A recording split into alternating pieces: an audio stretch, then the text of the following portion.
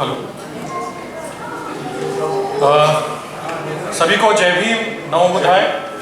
सर्वप्रथम आज के आदरणीय गेस्ट प्रोफेसर दिलीप मंडल जी, उनको मेरा जय भीम। उसी के साथ बांग्लादेश बुद्धिस्ट कम्युनिटी की तरफ से जो आए हैं हमारे साथ में जी आशीष जी बरुआ, उन्हें मेरा जय भीम, नमो बुद्धाय। और उसके साथ आप सभी लोग जो इस प्रोग्राम में शिरकत किए हैं और इस प्रोग्राम में बाबा साहब के paying homage to Baba Saheb Ambedkar इस प्रोग्राम में आप सभी लोग आए हैं, उसके लिए बहुत बहुत धन्यवाद। दोस्तों, अम्बेडकर इंटरनेशनल मिशन इस मंच के मार्फत आज एक थोड़ी सी बात कहने का मौका मिला है।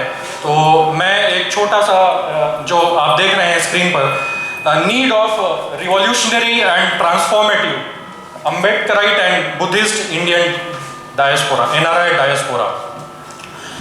दोस्तों, पहले ये समझ लेना बहुत ज़रूरी है कि what is revolutionary and what is transformative. Revolutionary किसके जैसा?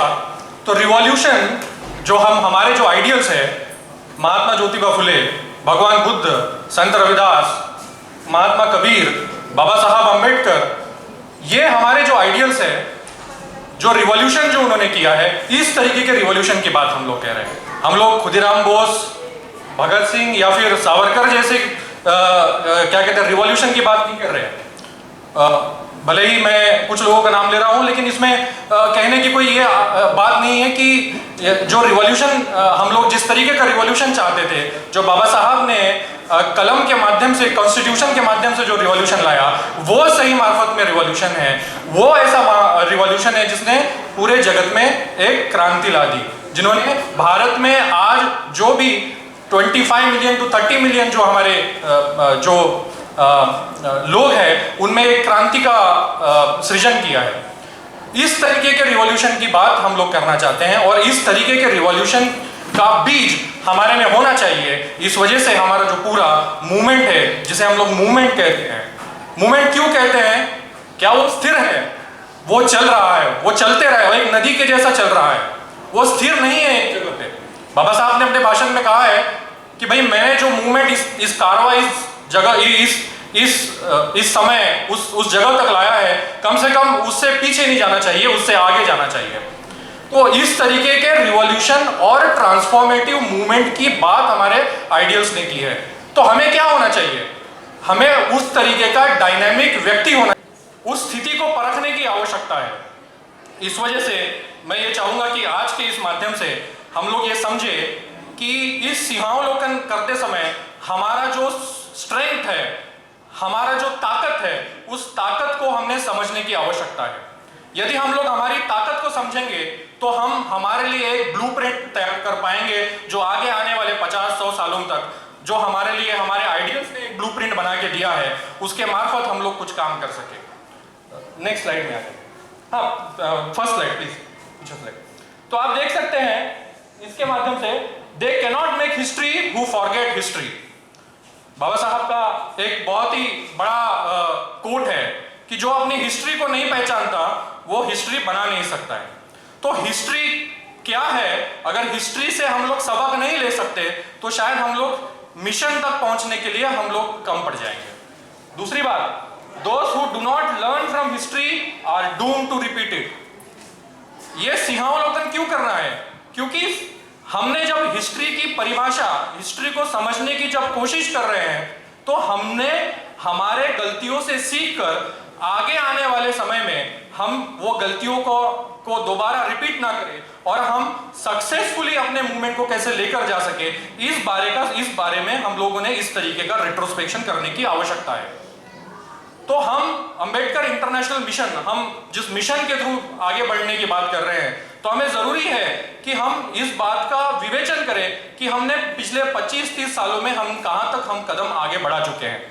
हमारे लिए आज एक ब्लूप्रिंट में और कुछ बातें ऐड की है दिलीप मंडल सर ने कि हम लोगों ने किस तरफ ध्यान देना चाहिए।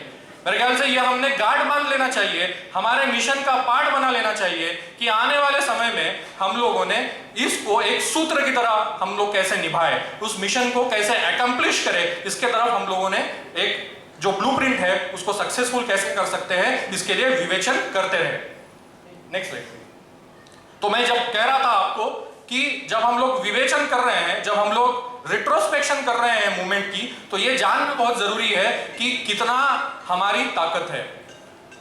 हम लोग बार बार कहते हैं कि जो भारत की जो कास्ट व्यवस्था है वो इन 4 भागों में बटी है, और उसमें से जो सबसे बड़ा मेजॉरिटी जो है वो नीचे के तबके का है, शूद्र को तबके का है, और ये जो तबका है ये एंटायर इंडियन पॉपुलेशन को का मेजॉरिटी बनाता है।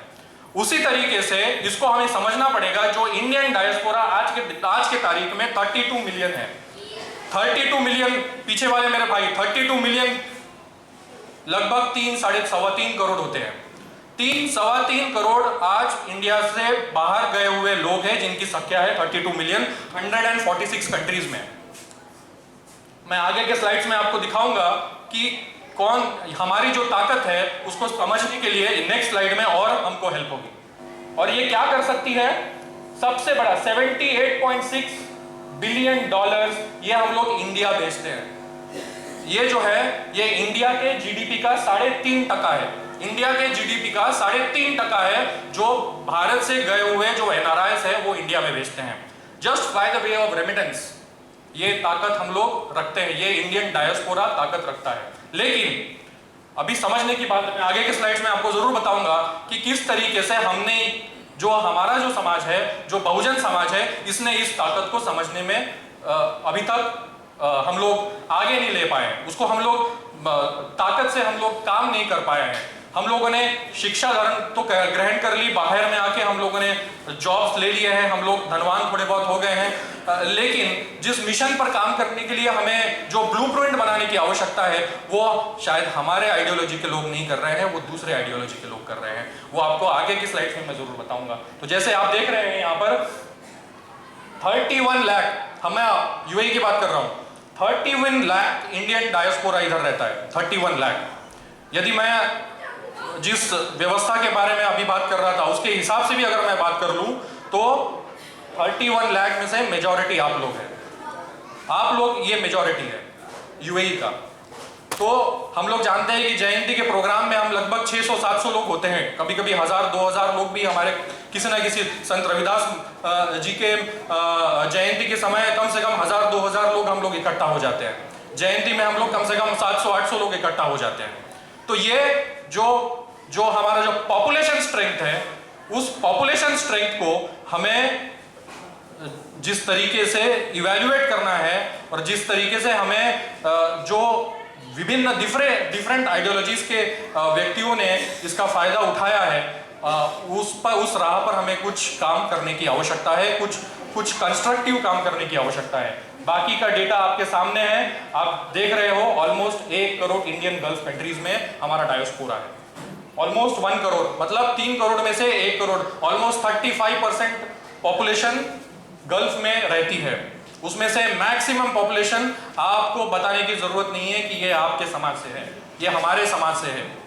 तो यदि ये वही होता है, यदि समाज ने अगर आइडियोलॉजी को परख कर अगर काम करने की दृढ़ता दिखाई, उस ब्लूप्रिंट पे काम करने पे अगर प्रतिबद्धता दिखाई, तो हम लोग गजब का मिरेकल कर सकते हैं, गजब का मिरेकल। जो ब्लूप्रिंट में आज बात हुई है, उस ब्लूप्रिंट को आज हमने सशक्त तरीके से हमें अपनाने की आवश्यकता है। हमें अपने ग्रुप्स में इस बारे में चर्चा करने की आवश्यकता है कि हम लोग आगे आने वाले 25-30 साल 50 सालों में हम उसको किस दिशा में ले जाना चाहते हैं, उसके बारे में हमें बातचीत करते रहनी चाहिए। Please next slide, next slide दीजिए। 44 लाख इंडियंस इन यूएसए, इसको अंडरलाइन करके रखिए, मैं आपको अगले साइड में बता रहा हूं कि क्या हो रहा है। Next slide. ये जो ग्राफ है, ये ग्राफ इस बारे में बता रहा है कि जो इंडियन डायस्पोरा गल्फ में है उसमें से कितने प्रतिशत कितने स्टेट से आ रहे हैं।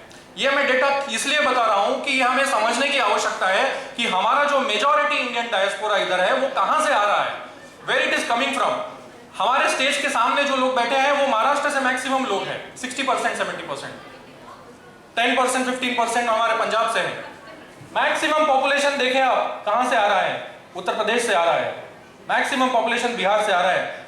हमारे भाई लोग यहाँ पे मैक्सिमम तादाद में बैठे हुए हैं, मैक्सिमम तादाद में लोग हैं यहाँ पर। लेकिन जो हम व्हाइट कॉलर्स जो काम कर रहे हैं वो इस तरीके के प्रोग्राम्स कर पा रहे हैं, लेकिन हमारे जो दूसरे भाई लोग हैं उनके साथ में हम घुल मिल के काम करने की जो आवश्यकता है उसमें हम लोग कहीं पिछड़े हुए हैं। हमारे पंजाब का जो ब्रदर्स है, जो जिनकी तादाद अभी दिख रही है 6% के आसपास, उन्होंने यहाँ पे बहुत काम किया। हम लोग जानते हैं कि यहाँ पर WBS बोल के एक इंटरनेशनल ग्रुप भी काम करता है, साथ में अमरजीत सिंह जी बहुत अच्छे से जानते हैं, साथ में उनका ग्रुप भी है, बहुत अच्छे से जानता है कि किस तरीके से वो अपने अपने ग्रुप में पिछले 25-30 सालों से जयंती भी मना रहे हैं और साथ साथ में छोटे छोटे ग्रुप में कुछ काम करने का हमारा उनके साथ में काफी घुल मिलना है सर।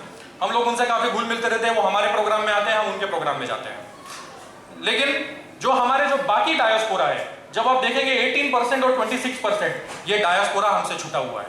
हमें ये समझना पड़ेगा कि उनको भी हम लोग साथ में कैसे लेकर आए। यदि ये स्ट्रेंथ को हम लोग समझेंगे तो शायद आने वाले समय में यहाँ पर जो जिस तरीके का काम हमने करने की आवश्यकता है शायद हम लोग कर सकते हैं। यस, रेस्ट्रिक्शंस है, लीगैलिटीज है, बहुत डिफिकल्टीज है। इन डिफिकल्टीज में किस तरीके से काम किया जाए, हमारे सामने जो दूसरे आइडियोलॉजीज के जो लोग हैं उन्होंने ये करके दिखाया है।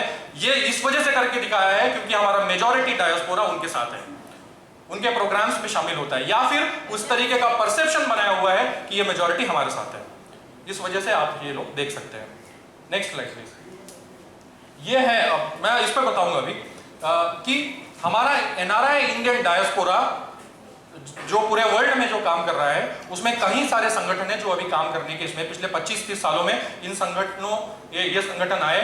और कहा जाए तो ये जो संगठन हमारे सामने जो जितने भी नाम मैं दे रहा हूं ये कम से कम पिछले 15-20 सालों से कंसिस्टेंट है, कंसिस्टेंटली कहीं ना कहीं एंटी कास्ट एजिटेशन या फिर बुद्धिस्ट कम्युनिटी के बीच में काम करने का प्रयास कर रहे हैं। इसमें से अम्बेडकर इंटरनेशनल मिशन UAE भी है।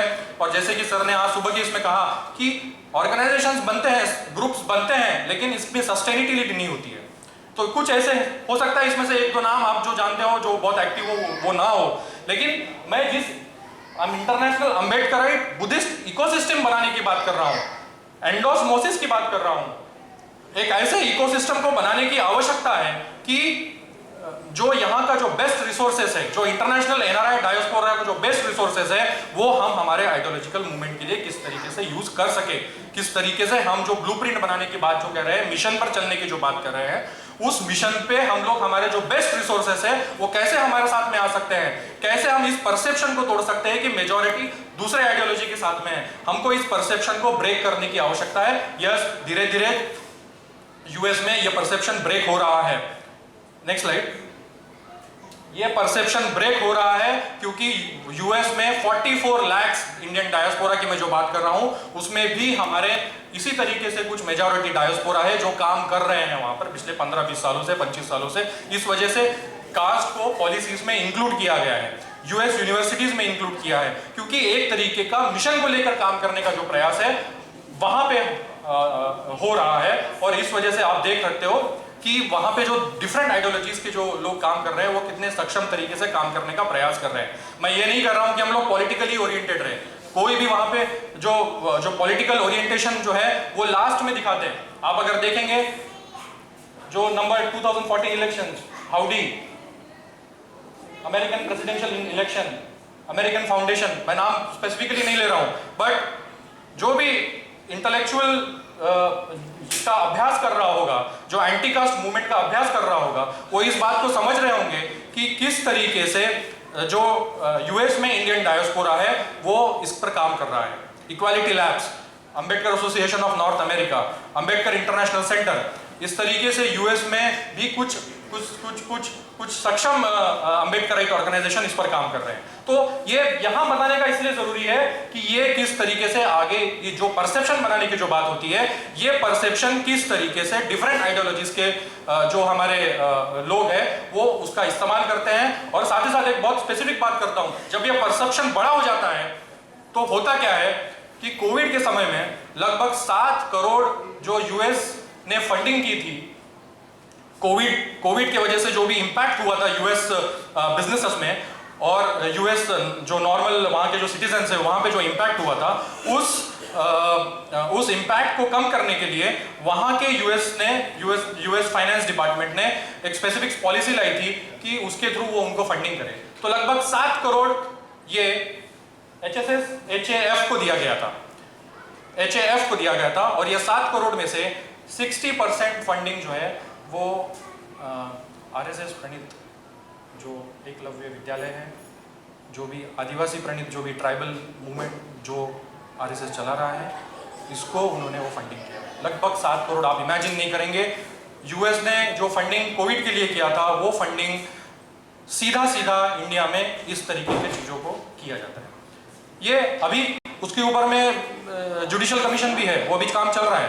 तो मेरे ख्याल से जो बाहर जो काम हो रहा है उसके बारे में भी हमें मालूम होना चाहिए। इस वजह से मैं इसके मार्फत ये आपको कहना चाह रहा हूँ कि हम हमारी ताकत को पहचानें, साथ ही साथ मिशन का जो ब्लूप्रिंट है उसको बनाएं, उसको सुदृढ़ करें, उसके साथ में मिलकर काम करने की बात करें, और तब जाके हम लोग आगे बढ़े। Next slide please.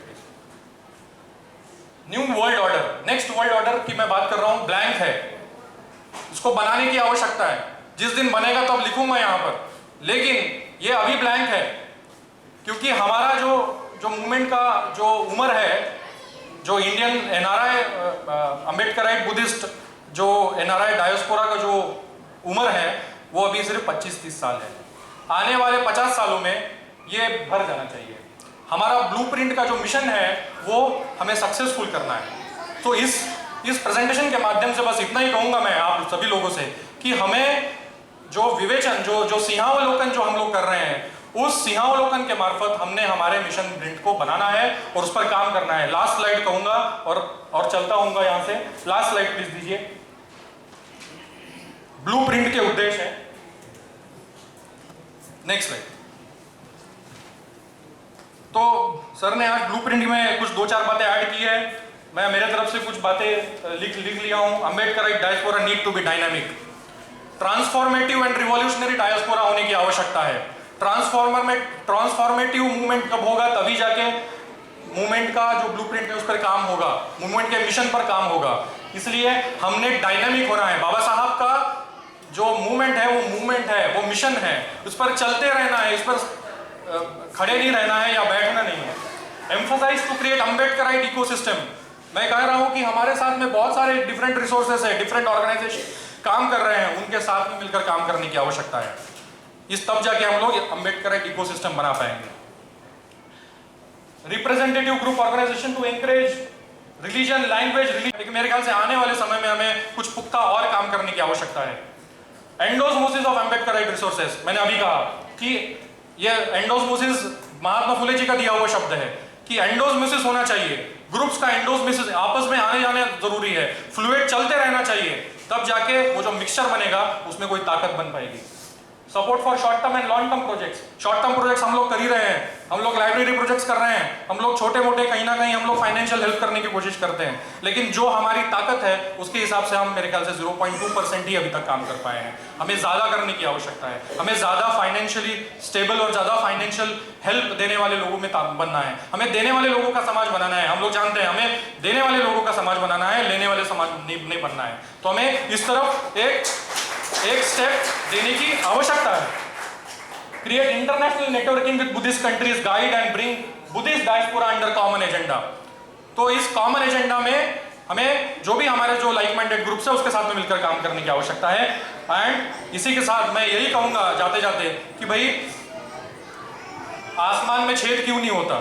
आसमान में छेद इसलिए नहीं होता क्योंकि एक पत्थर तो तबीयत से उछालना पड़ेगा, तभी जाके आसमान में छेद होगा। तो ये जो डायनामिज्म हम लोग बार बार इवेंट करके जो करने की कोशिश करते हैं, इसी डायनामिज्म को हमने हमने खुद में लाने की आवश्यकता है। वो transformative and revolutionary Indian diaspora, Ambedkarite and Buddhist diaspora बनाने की आवश्यकता है। इस पर काम करने की आवश्यकता है। बस यही कहकर छोड़ता हूँ। Thank you so much.